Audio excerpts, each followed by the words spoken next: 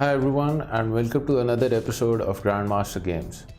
And we are in for a treat today as we will be going through one of Mikhail Tal's games, the Magician from Riga, one of my favorite players as he is for many others. Shout out to bedazzledfindmuck for subscribing to my Twitch channel last week, the thekingcharlescav who was once again the top cheerer with 600 bits, Gina Rook, the second top cheerer with 301 bits. She's a solid chess player from England. And once again, Simon Twitch, aka Timanov, who was the third top cheerer with 210 bits last week. Thank you very much for the support, guys. Much appreciated. And now the customary quote. You must take your opponent into a deep dark forest where 2 plus 2 equals to 5. And the path leading out is only wide enough for one. Mikhail Tal. I guess this quote fits quite well with Tal's playing style, who was known to willingly get into complicated and difficult positions against his opponents, a strategy which did not always work out in his favor, but certainly made for some entertaining and exciting games, which we can now cherish and thank him for. He was often called the Magician from Riga since he was born in the capital of Latvia, and Misha, which is short for Mikhail. Tal is widely regarded as a creative genius and one of the best attacking players of all times. His play is best known above all for improvisation and unpredictability. At 23, he won the World Championship match in 1960 against Mikhail Botvinnik in Moscow, then becoming the youngest ever world champion, a feat which was taken over by Garry Kasparov later, who earned the title at age 22. Tal also held the record for the longest unbeaten streak in competitive chess with 95 games, which was recently taken over by Ding Liren of China with a streak of 100 games in November 2018. And in addition, Tal was also a highly regarded chess writer. It has been said that every game for him was as inimitable and invaluable as a poem. Garry Kasparov observed regarding Tal, he led a very unusual life. He didn't think of anything. He lived here and now, and this enormous energy was always around him, the positive energy. Tal was one of the few completely positive people I knew. He wasn't contentious. Chess is very contentious game by its nature, and he wasn't. Now, Tallinn is the capital of Estonia, and every 2 years a large-scale tournament was organized round about the time when this game was played. You can see a modern-day picture of Old Town Tallinn in the video, since I couldn't find any tournament pictures of the event, unfortunately. And the tournament in 1973 was the strongest to date, with two ex-world champions, Mikhail Tal and Boris Spassky, former challenger David Bronstein of the Soviet Union, and the local ace Paul Keres of Estonia. Tal scored his fourth tournament victory here in a row, and this was game 103 in round 13 of the tournament. Tal had the black pieces and his opponent was Boris Spassky, the 1969 world champion, with the white pieces. So let's get into the moves of the game. Spassky began with d4 and Tal responded with knight f6, c4, e6, knight c3 developing the queenside knight, and after bishop b4 we have the Nimzo-Indian defense, which is a hypermodern opening developed by Aaron Nimzovich, who introduced it to master level chess in the early 20th century. Now, hypermodernism is a chess school of thought which advocates control of the center with distant pieces as compared to just having pawns in it. And Aaron Nimzovich is considered as the founder and leading practitioner of this concept. And in this position, White has a number of responses that it can go for, including the most common being e3, which is the Rubinstein system, which also has a number of variations in it. Alternatively, White can also go for queen c2, which is the classical variation. And then we have the Kasparov variation with a knight f3, f3 is the Kmock variation, one which I personally like playing with white in this position as well. And then a3 is the Samish variation. g3, the Fianchetto variation, where the setup resembles that of a Catalan. And then queen b3 being the Spielmann variation. And then the less common responses being queen d3, which is the Mekensas variation, where the queen on d3 is a bit exposed, which is one of the reasons why this line is less frequently played. And then we have bishop d2, which supports the knight on c3 and is not a bad move, but it's considered as unambitious, which is the reason why it's not played that frequently. But Spassky in this position went ahead with a bishop g5, which is the Leningrad variation of the Nimzo-Indian defense, which received its name because its theory was developed extensively by players of that city, which also includes Boris Spassky. And Tal continued here with h6, where c5 is also playable for black. But h6 by Tal, and now bishop h4, c5 striking at the center, d5 and b5 by Tal, which is the Averbakh Gambit, where black aims for a strong pawn center by undermining white's d-pawn support and forcing its trade. Another line to take note of instead of b5 here is the one with d6, where we have e3, bishop takes on c3 check, b takes on c3, and e5, a position which was reached in a game between Schmidt versus Enders in 1981. And black in this position has blockaded white's central pawns. However, the pin on the f6 knight is a bit annoying and often compels black to play g5, which weakens the king side, and in which case black usually does not castle, but can go for a king walk over to c7 via d8 once the queen moves. The line recommended by Stockfish, however, in this position is the one with an immediate g5, where we have bishop g3, knight e4, queen c2, queen f6, rook c1, bishop takes on c3 check, b takes on c3, knight takes on g3, and h takes on g3 with an equal position. But in the game, Tal went with b5, the Averbakh Gambit. And after this game, this move b5 became quite popular in the 1970s as well. And play continued here with d takes on e6, f takes on e6, and now c takes on b5 by Spassky and d5 by Tal, where black has succeeded in achieving a dominant pawn center which it was aiming for. Spassky continued with e3, freeing up the movement for his light-squared bishop here. Now castling by black, knight f3 developing the kingside knight, queen a5 by Tal, adding further pressure to the pinned knight on c3. Bishop takes on f6 by Spassky, which gives black a slight edge since its rook now becomes active on the f-file after the trade. Better for white over here was simply rook c1, supporting the knight on c3. But bishop takes on f6, so now comes rook takes on f6, queen d2 and a6. And here Spassky played an inaccuracy with b takes on a6.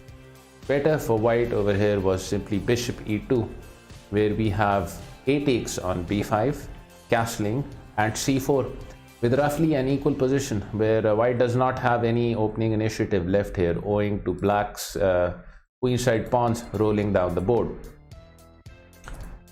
But with b takes on a6, black's advantage grows to over a pawn, and Tal found the best move in this position with a knight c6, rightly ignoring the pawn on a6. Because if you go for bishop takes on a6, then we have bishop takes on a6, knight takes on a6, and white gets off the hook here and is ready to castle with an equal position. So instead, knight to c6 by Tal, and now bishop e2 by Spassky, finally developing the light squared bishop, passive as it is on e2. And once again, Tal found the best move in this position with a d4 using his mobile pawn center. So now e takes on d4, and now the brave exchange sacrifice with a rook takes on f3, eliminating the knight which was supporting the d4 square. Also playable for black here is simply c takes on d4, where we have knight takes on d4, knight takes on d4, queen takes on d4, rook takes on f2, queen takes on f2, bishop takes on c3 check, and king f1 with almost 2 pawns worth of advantage to black. But Tal went ahead with rook takes on f3 in spectacular fashion. So now comes bishop takes on f3 and c takes on d4, castling by white. If instead you go for bishop takes on c6 here, then black has d takes on c3, b takes on c3, and bishop takes on c3, loses the lady in white. So instead, castling by white, and now d takes on c3, where Spassky played yet another inaccuracy with b takes on c3. Better for white over here was queen e3, where after c takes on b2, black keeps an advantage of around a pawn. But after b takes on c3, black's advantage grows to around 1.5 pawns here. So now bishop takes on c3, attacking the queen. As such, queen d6 by Spassky, and now rook takes on a6. And if you go for bishop takes on a1 here, then you can get yourself a pair of 3D glasses and some popcorn to enjoy the horror of your greed after queen takes on c6 with over 8 pawns of advantage to white. So instead, rook takes on a6 by Tal, and now bishop takes on c6. But now comes bishop b4, and the white queen is forced off of the support of the light bishop with queen b8. So here Tal played rook takes on c6, which is a nice dual purpose move, capturing the enemy bishop as well as supporting the bishop on c8.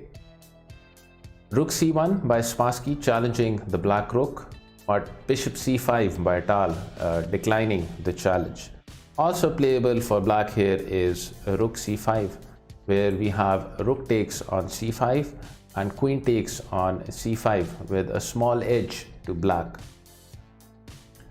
But in the game, Tal went with bishop c5, and Spassky played yet another inaccuracy here with rook c2, attempting to double up with the rooks on the c file.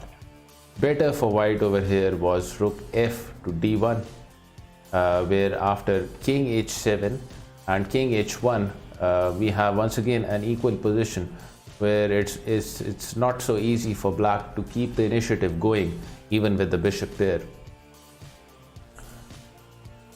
But with rook c2, black's advantage grows to almost 2 pawns. So now queen a4 by Tal, preparing the queen for aggressive maneuvers on the 5th rank. As such, queen b3 by Spassky, following the black queen, but queen f4 by Tal here, avoiding the trade of the queens and pressuring the pawn on f2 combined with the dark squared bishop. And queen g3 by Spassky, which was yet another inaccuracy. Better for white over here was either rook e1 or queen f3, offering the trade of the queens where it's best for black to accept it. But queen g3 by Spassky, and now queen f5, Tal once again declining the trade of the queens. And now rook c1, doubling up with the rooks on the c file. So now bishop b7, developing the light squared bishop and eyeing this critical diagonal. Queen f3 by Spassky, challenging the black queen yet again, and Tal declines it once again with queen g5. And here Spassky blundered with queen b3. Best play suggested by Stockfish here for white is h3, where we have rook c7, queen g4, queen e5, rook takes on c5, rook takes on c5, rook takes on c5, queen takes on c5, queen takes on e6, check, king h8, queen e3, queen d5, queen g3, and king h7, where it's not going to be easy for white being down a piece and with black having 2 pawns worth of advantage, but it still offers some drawing chances to white with accurate play. But with queen b3, black's advantage grows to over 5 pawns. So first rook c7 by Tal, supporting the bishop on b7, and now g3 by Spassky, which was yet another inaccuracy where queen g3 was better for white. But with g3, black is allowed to unleash the power of its bishop pair. Alright, in this position, if you would like to find the first move for a powerful attack against white, then you can go ahead and pause the video. Bishop takes on f2 check exposes the white king to black's advantage, and it's best for white to accept the sack here, which is what Spassky did with king takes on f2. But now comes queen f6 check, and Spassky tried king e1, but white is getting crushed with a Tal attack here. If over here king g1 by white, then comes queen d4 check, which is very strong for black. King f1, rook f7 check, king e1, queen e4 check, rook e2, queen h1 check, king d2, rook d7 check, and after queen d3, it's game over for white. So instead king e1 by Spassky, but now queen e5 check by Tal, and king f1 and bishop a6 check, king g1 and queen d4 check. So white's rooks and the queen are helpless here, and they can only watch as their king dances in agony to the beat of Mikhail Tal's Symphony. King g2, queen e4 check, and here Spassky made the final mistake of the game with king g1. King f2 here offers the most resistance according to Stockfish, where we have a rook f7 check, king g1, bishop d3, h4, rook f3, king h2, bishop takes on c2, queen takes on c2, queen e3, queen c8 check, rook f8 blocking the check, queen c3, but now comes rook f2 check with over 7 pawns of advantage to black. But Spassky made it easy for black with king g1. So now comes bishop b7, which creates a queen bishop battery, and the rook on c2 can't move from the 7th rank because of mate threats on g2. And Spassky played h4 over here, but it's all over for white. And after queen h1 check, king f2, rook f7 check, king e2 and queen e4 check, Spassky resigned since white does not have any good moves over here. You can try blocking the check with queen e3, but now comes bishop a6 check, which is crushing for white. And if instead you go for king d1 here, then black has a rook d7 check, a rook d2, queen h1 check, and the assault on the white king continues. After king c2, rook c7 check, queen c3, rook takes on c3 check, king takes on c3, and queen takes on c1 check is a good game. So there you have it, a gem of a game from the magician from Riga, where he simply overwhelmed his Russian counterpart in his trademark attacking Tal style. And I hope you enjoyed the game and the video. Till next time, take care.